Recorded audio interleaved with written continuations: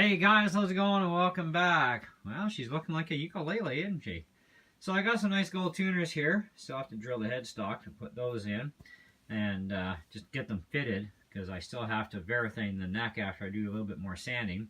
But the neck is all fretted and I've got the 90 and the 30 degree done for the bevel and the frets, and I've got some exotic woods that I'm going to use. I'm going to make my own bridge and saddle and nut. And the nut and the saddle are going to be made out of this really nice ebony. That is sweet. And a real pain in the neck to cut on the bandsaw. But anyways, it's dicey. So there's going to be our bridge. It starts with an H. I can't even pronounce it. It's like, I don't know. Look up exotic woods that starts with H, and it's got almost like a babinga in it. Babinga or something. I don't know. Anyways, I also had some sada as well, but I really didn't like the color tone. It's just a little bit too much of the bright color of the birch, because I'm leaving the birch board the way it is. So we're gonna go with ebony and this other stuff here for a bridge and saddle, and the nut is going to be made out of ebony as well. I have a little bit left of the block, and so I'm going to actually pre-slice it ahead of time, because the thickness of this stuff is actually, well, for the nut it turned out perfect for thickness, but for the saddle it's a little thick, considering the only saw I have for cutting the bridge slot, or the saddle slot, is my table saw, so I got to actually thin out that piece. But if I cut a bunch of these up ahead of time, then I got them for future guitar projects that, you know, want to do that with. But anyway, so we've got 15 frets on this little puppy, and of course it is scaled down to more the size of a baritone uke, the way it should be. I've not been able to order the electronics in, so when I do get this fully assembled, unless I have the electronics, it'll just be an acoustic test at that point.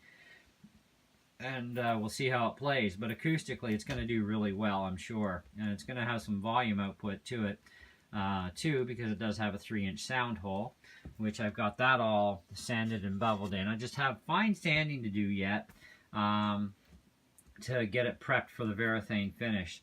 Now I did have some dark walnut gel stain that I actually put some on the fretboard, and I'm going to do actually one more coat when it's time to just let it sit there and soak in, but and then I can get her all wiped down and ready. But in the end, she's gonna pop, man. She is really gonna pop.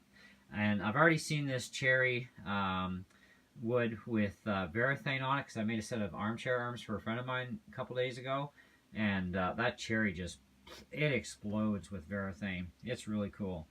And of course we did end up with a smaller heel, which I had to do.